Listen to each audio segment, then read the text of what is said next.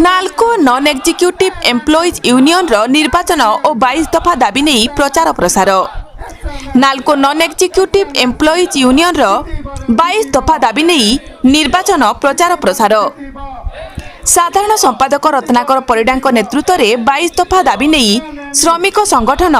एनएनईयू रो समस्त सदस्य CPP plant gate सम्मुख में निर्वाचन पर प्रचार प्रसार करथिले तथा 22 दफा दाबीगुड़िक मध्यरु यथा नाल्कोर सुरक्षा पाई नूतन स्थायी कर्मचारी नियुक्ति करिबा, कर्मचारी मानकर स्वास्थ्य और सुरक्षा दृष्टि जेनेराल शिफ्टर समय परिवर्तन करने सहित सप्ताह को 5 दिनिया कार्य दिवस लागू करिबार व्यवस्था करिबा,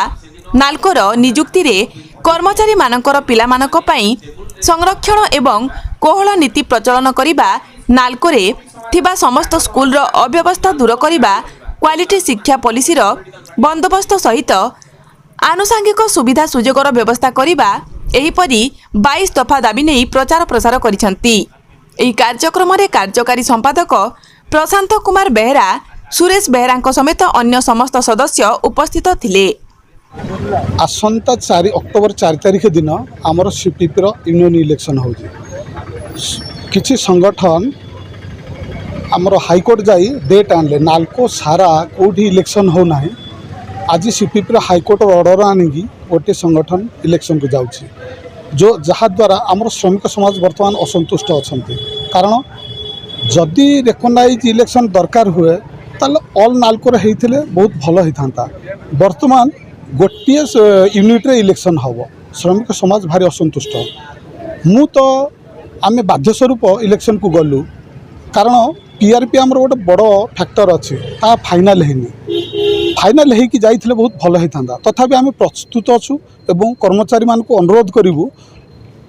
किछि संगठन तथा किछि संगठन जो माने हाईकोर्ट जाइए इलेक्शन पाई आसछंती सेमान को प्रत्याख्यान करंतु एवं जो डबल इंजिन सरकार कहते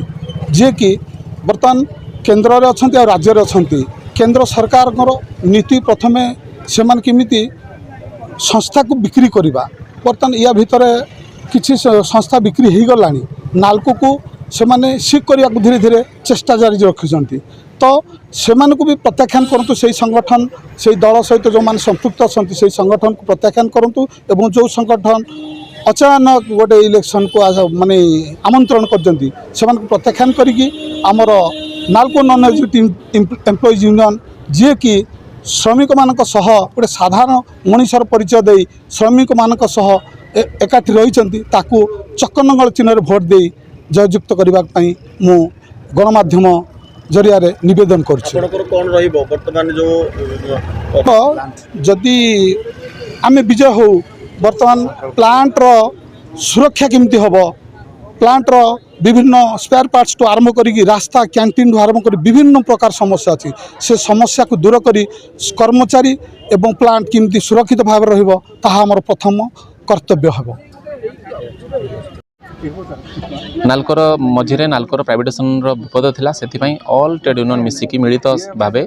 इलेक्शन को बंद रखिथिले एवं वर्तमान गोटे यूनियन हाईकोर्ट केस कला परे वर्तमान इलेक्शन को आसी।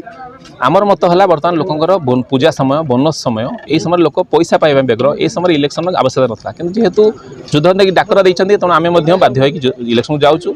एवं इलेक्शन जो भाई भाव में बहुल मात्रा पैसा खर्च होची आम से घोर विरोध करूँ। आम चाहूँ ये सिंपल ट्रेड यूनियन एथिरे कौन पॉलिटिकल पार्टी इंटरफेरेंस आवश्यकता नहीं। एम्प्लॉय माने तांकर निजर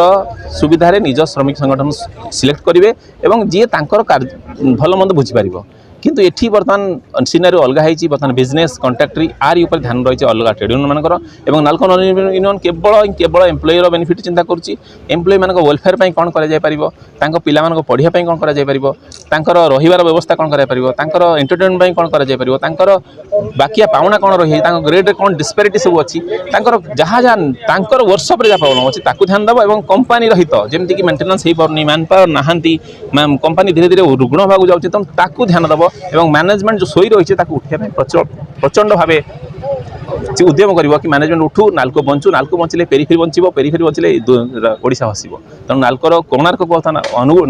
नाल्कोटा को आम पुणी तार पूर्व हृतक फेरी आनी। नाल्कोर स्थिति बर्तमान ठीक अच्छी ना ठीक ना? नाल्कोर स्थिति बर्तमान मैनेजमेंट जो भली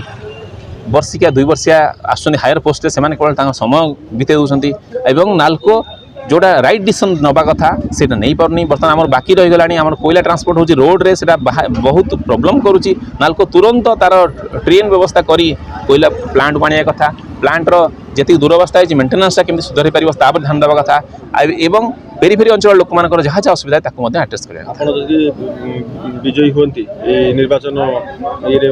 पारी हुई विजयी होती आपण पारिपार्श्विक उन्नति कौन कर निहाती यहाँ गोटे जनमंगल संस्था ये लोक मैंने पीएसयू होता लोक लोक अपॉइंटमेंट पाइबे और पेरीफेरी अंचल लोक हसी उठो नालको पार्बन चेष्टा कर तथापि बहुत लाकुना रही पेरीफेरी अंचल बहुत सारा लोकंर असुविधा अच्छी दृष्टि दब नालको पाखे प्रबल प्रचुर मान संबल सेमती नहीं बोली नहीं